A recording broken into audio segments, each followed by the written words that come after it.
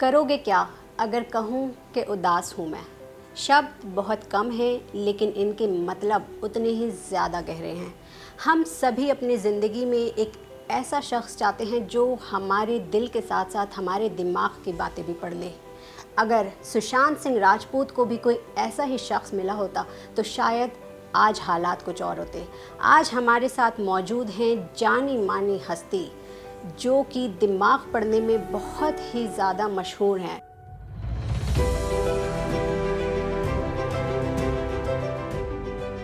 आइए आपको मिलाते हैं अनुजा कपूर जी से। मैम, स्वागत है आपका हमारे चैनल हवंडी में। जी, बहुत बहुत धन्यवाद। आप लोगों ने मुझे अप्रोच किया और इतने संगीन टॉपिक के लिए जहाँ पर सच में एक मनोचिकित्सक की ज़रूरत पड़ती है जो इस बात को समझ सके कि सुशांत के मन में क्या चल रहा था। हम जानना चाहेंगे क्योंकि हमने आपका हिस्ट्री पढ़ी है कि आपने बहुत ही हाई प्रोफाइल केसेस पर पहले अपनी थ्योरी दी है, फिर वो चाहे 2012 दिल्ली गैंग रेप केस हो, 2014 बदायूं रेप केस हो या फिर आसाराम बापू केस हो। इस केस पे आपकी क्या थ्योरी है? बहुत ही दुखद घटना रही है और जिसको कहते हैं हम अनटाइमली डेथ। और अगर आपकी ज़िंदगी कोई छीन ले तो मैं यही कहूँगी कि वो मर्डर है। सुशांत के केस में सुसाइड जो सारे लोग इसके बारे में बात कर रहे हैं, अगर हम सुसाइड को अभी रास्ता लेते हैं तो इसके अंदर अबेटमेंट टू सुसाइड आती है। एज अ लॉयर इस बात को हम लोग पुट करते हैं।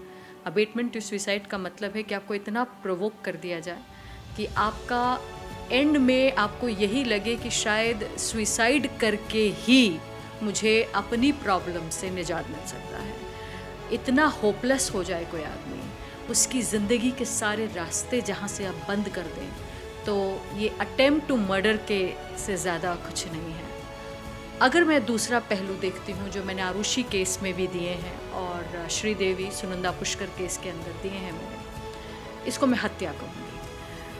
हत्या इसलिए, ये होमिसाइड का रूप इसलिए ले रहा है क्योंकि इसके अंदर बहुत ही आसानी से कुछ ऐसी चीज़ों के बारे में डॉक्यूमेंट सामने आ जाते हैं जो अगर आप मेरे घर भी जाएंगे तो आपको नहीं मिलेगा।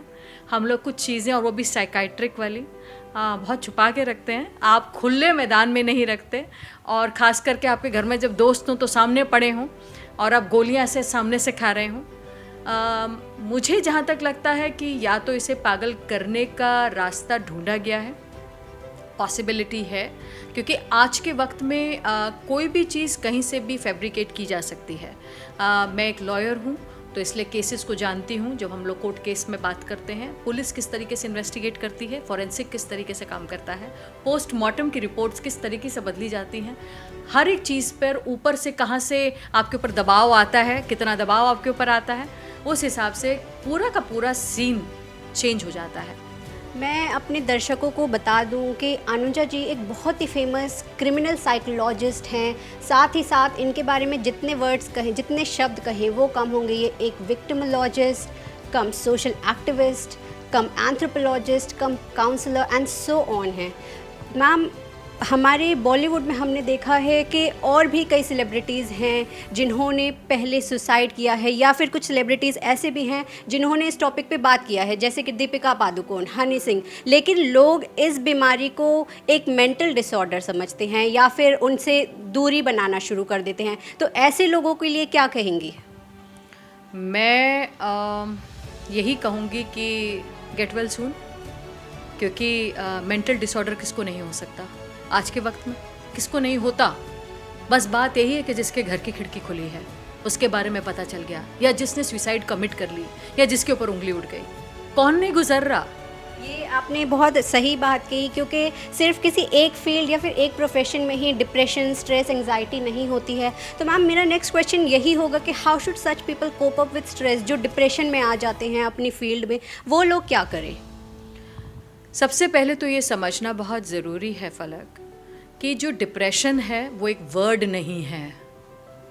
आप किसी को भी अगर ये बैठ के बोल दोगे कि आपको डिप्रेशन है या मुझे डिप्रेशन हो रहा है, तो ये गलत है।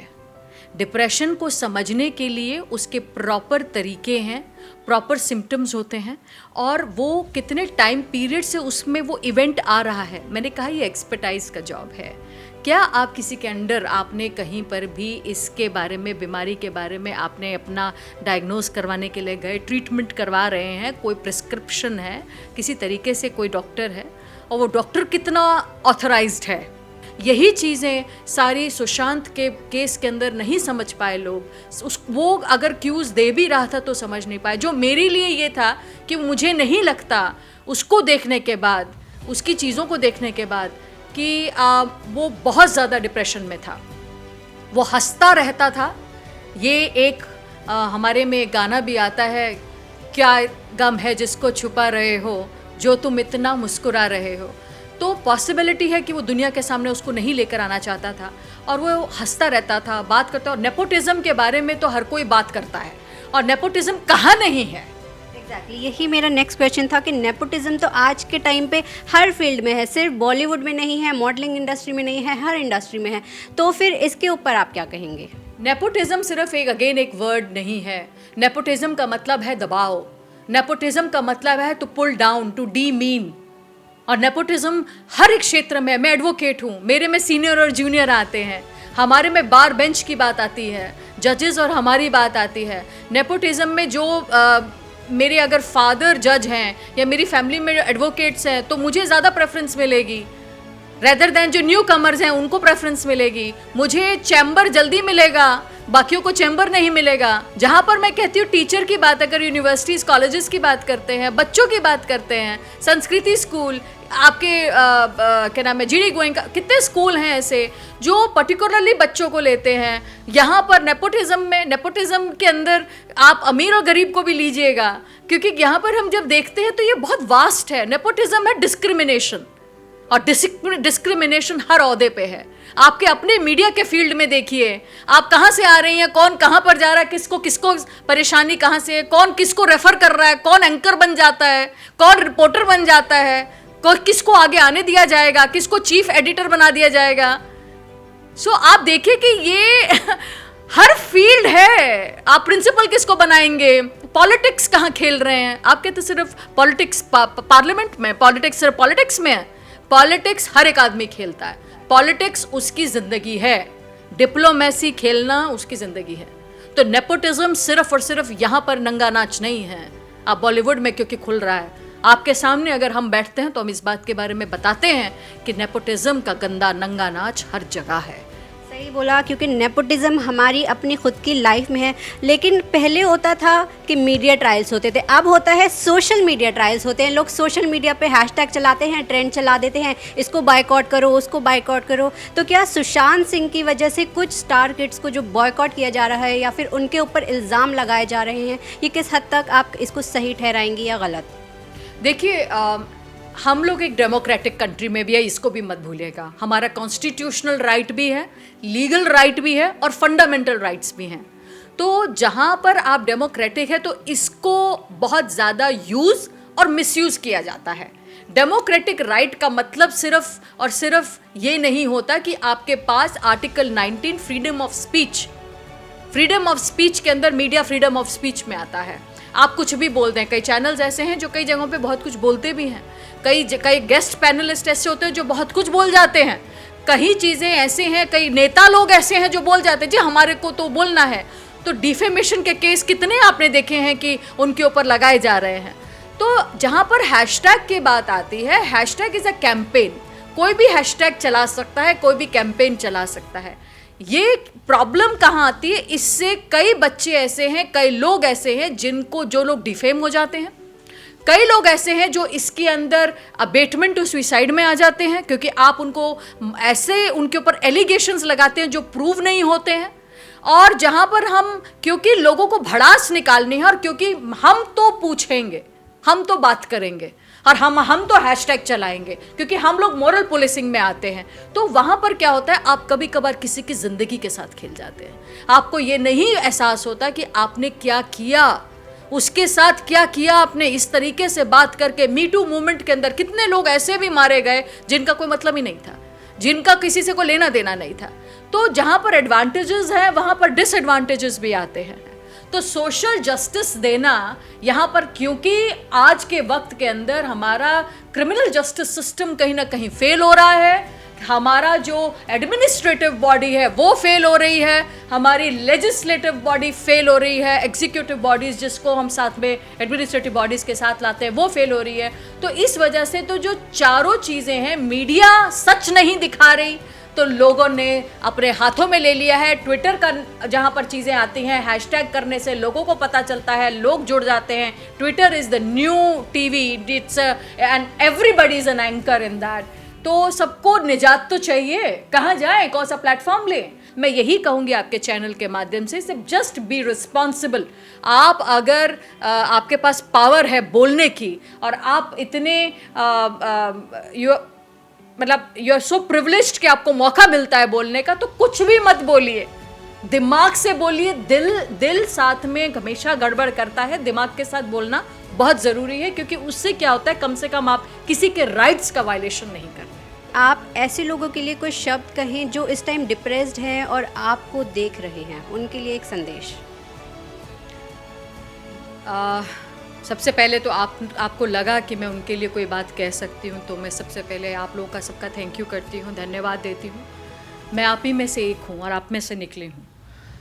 डिप्रेशन बहुत बड़ी चीज़ नहीं है, ये वो डिज़ीज़ नहीं है जो ठीक नहीं हो सकती, इसको ठीक किया जा सकता है। और डिप्रेशन सबसे पहले घर तभी करता है जब आपकी आइडेंटिटी आपके पास नहीं होती है, आपके घर वाले आपके साथ डिस्क्रिमिनेट करें, आपके दोस्त, आपके पीयर ग्रुप, आपके ऑफिस के अंदर लोग आपको नीचा दिखाएं। नीचा अगर आपको दिखाया जाता है तो वो इसलिए है क्योंकि आपकी पर्सनालिटी वीक पर्सनालिटी में आ रही है। उसे स्ट्रॉन्ग करने के लिए आपको किसी की हेल्प की ज़रूरत नहीं है, आप खुद खड़े हो सकते हैं, क्योंकि आप में वो सक्षम है, आप खुद में वो एक एनर्जी प्रोड्यूस करते हैं, आपका ऑरा इतना स्ट्रॉन्ग है कि कोई आपको बिना आपकी इच्छा के आपको कोई भी परेशान नहीं कर सकता। लॉज आपके साथ खड़े हैं, सब आपके साथ खड़े हैं जब आप हेल्प मांगेंगे। उसके लिए अगर आप में कभी भी ऐसा आपको लगता है कि आपका मेंटल ब्रेकडाउन हो रहा है, बात कीजिएगा, रीच आउट कीजिए। आपको लगता है कि क्रिमिनल साइकोलॉजिस्ट होने के बाद, और मैं जैसे ऑलरेडी स्पेशल पुलिस ऑफिसर भी हूँ मॉडल टाउन थाने में, और क्राइम को जूझती हूँ हर रोज़ सोशल एक्टिविज्म के साथ, रेप विक्टिम्स, ऐसे मुझे नहीं होता, ऐसा नहीं है, ये झूठ है। मुझे कंपैशन फटीग बहुत होता है, क्योंकि मैं सबको प्यार करना चाहती हूँ, सबकी हेल्प करना चाहती हूँ। क्या कर पाती हूँ? क्या करूँ? सुसाइड कर लूँ? सुसाइड नहीं है यार मेरा रास्ता, मेरा रास्ता है मैं उसको लड़ूँ, मैं लड़ना चाहती हूँ, आगे आना चाहती हूँ, और उन सबको ये दिखाना चाहती हूँ जिन लोगों ने कभी मुझ पर क्वेश्चन उठाया होगा कि तुम नहीं कर सकती, आज मैं उन सबको करके दिखा रही हूँ। मेरा प्रोजेक्ट है 5 साल का, 10 साल का, मैं प्रोजेक्ट लेकर आती हूँ कि मैं आगे 5 साल बाद या 10 साल बाद मैं क्या बनूंगी, क्या करूंगी। मैं जिंदगी नहीं हार सकती यार। लोग कहते हैं कि अरे कर लो, जिंदगी एक बार मिलती है, नहीं तो मर जाओगे। मैं कहती हूँ जिंदगी बार बार मिलती है, एक बार ही मर जाओगे। तो हर रोज जियो। तुम्हें कोई प्रॉब्लम है, बोलो, मुंह खोलो, जोर से बोलो, लोगों को बताओ कि इस बात की तकलीफ है, उनसे बात करो। अगर कोई तुमसे बात कर नहीं भी रहा है तो लिखो, अपने रात को सोने के टाइम पर अपने जर्नल बनाओ, लिखो उसको शब्दों में, और अपने मन की बात को बाहर निकालना है। बस रो लो, मन की बात को बाहर निकालो। डॉक्टर्स के पास जरूर जाओ, शर्म की कोई बात नहीं है इसमें। साइकोलॉजिस्ट जो होते हैं और साइकाइट्रिस्ट और साइकोलॉजिस्ट के बीच में फर्क क्या है? मैं साइकोलॉजिस्ट हूं, मैं सुन सकती हूं, दवाई नहीं दे सकती। साइकाइट्रिस्ट होते हैं जो MBBS डिग्री के होते हैं और MD होता है उनके साथ, वो लोग दवाइयां देते हैं, नर्व को कूल डाउन कर देंगे। तो इस बात का ना घबराने की जरूरत, ना शर्माने की जरूरत। डिप्रेशन बड़ों को हुआ है, कोई इसमें बड़ी बात नहीं है। और सबसे बड़ी बात, मैं उन लोगों के बात कहती हूँ जिन लोगों की फैमिली में डिप्रेशन है, सिम्टम्स आते हैं इस तरीके के, वहां पर यह है कि आप प्लीज अपने बच्चों के या अपने दोस्त या अपने माँ बाप, अपने उस पार्टनर में जहां पर भी आपको लगता है कि कोई डिप्रेशन का मरीज है, पहले तो उसे मरीज मत बोलिए, उसके साथ खड़े होइए। आप उसके साथ खड़े होने के लिए पहले उसको अपना वक्त देना जरूरी है, तभी आपको उसके सिम्टम्स में चेंजेस नजर आएंगे। उसको अकेला मत छोड़िएगा, उसके साथ कोशिश कीजिए कि उनसे फ़ोन पे बात संपर्क बनाए रखें, मिलने चले जाएं। अगर वो बाहर घूमने नहीं जाना चाहते तो घूमने की उनके साथ कोशिश ना करें, पर घर में ही उनके साथ वक्त बिताने की कोशिश करें, उनके हिसाब से चलिए।